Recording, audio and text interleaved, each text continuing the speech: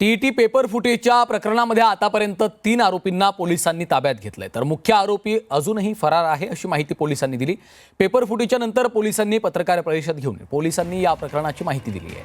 आरोपींना सापळा रचून ताब्यात घेतलंय। पेपरसाठी आरोपींनी 1.5 कोटी रुपये मागितले होते अशी माहिती देखील आता चौकशीतून समोर आली आहे। तिन्ही आरोपी दिल्लीमधून आले होते, एक आरोपी हरियाणातला तर 2 आरोपी बिहारवरून आले होते अशी देखील माहिती पोलिसांनी दिली आहे। 3 लोकांची विरोधात गुन्हा दाखल केलेला त्यांच्या अनुमतीमध्ये उद्या होणाऱ्या परीक्षेला जे पेपर येणार होते ते पेपर आम्ही जप्त केलेला। यामध्ये अशी माहिती कळली, हे जे पेपर विकणारे आहेत त्यांनी आम्ही डिकॉय लावला होता, ट्रॅप लावला होता।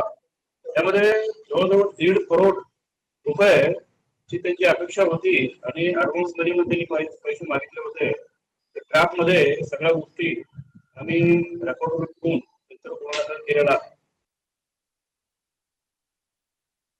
3 लोकांची विरोधात गुन्हा दाखल केलेला त्यांच्या अनुमतीमध्ये उद्या होणाऱ्या परीक्षेला जे पेपर येणार होते ते पेपर आम्ही जप्त केलेला।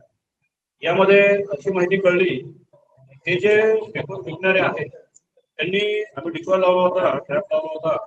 त्यामध्ये जवळजवळ 1.5 करोड रुपये ची त्यांची अपेक्षा होती आणि ऍडव्हान्स मनी पैसे मागितले होते। ट्रॅप मध्ये सगळ्या गोष्टी आम्ही रेकॉर्ड करून गुन्हा केलेला। मुख्य आरोपी